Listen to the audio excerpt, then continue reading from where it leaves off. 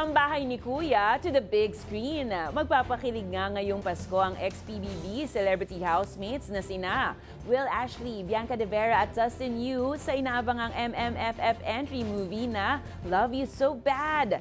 Ano kaya ang mga dapat abangan dyan? Ang chika sa balitang A to Z Showbiz ni Lane Garcia. When I love too much.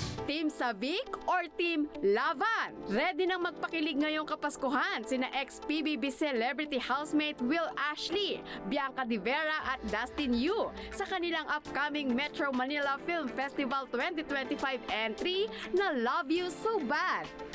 Ang naturang pelikula ay mula sa highest grossing MMFF director May Cruz Albiar. Sa kanilang pagharap sa media conference nitong Lunes, December 8, kinilig na agad ang madla sa mga bida together with the whole cast.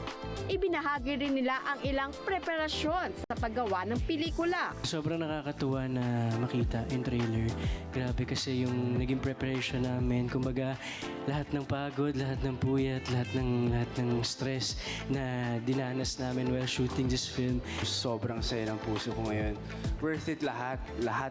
At hindi na ako makapaghintay mapanood yung pelikula. Naging emotional naman ang leading lady ng pelikula na si Bianca De Vera dahil it's a dream come true para sa kanya na bumida sa big screen.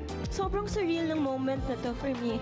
I've waited for this moment my whole life ever since bata pa lang ako. Syempre, I've always grown up watching Star Cinema movies. Maraming salamat po sa mga taong naniwala po sa akin. Iikot ang kwento kina Vic, Savannah at LA na nahaharap sa hamon ng pag-ibig.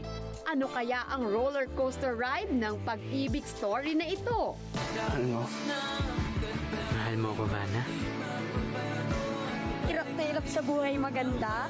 Mapapanood na ang Love You So Bad sa mga sinihan sa mismong araw ng Pasko, December 25. Para sa balitang A to Z Showbiz, Lane Garcia. Kung kayo po ay may kwentong kakaiba, mga kwento ng pag-ibig o storya ng inspirasyon at pag-asa, maaari itong ibahagi. Sumali sa ating Facebook group na Balitang A to Z. Panoorin ang replay ng ating programa at sundan ang ating social media pages. Hanapin ang Balitang A to Z. Ang ating pabaong quote of the night ngayong Martes ay mula sa kauna-unahang babaeng MLB manager na si Kim Nang. Ang paalala niya, alam mo ang kaya mong gawin.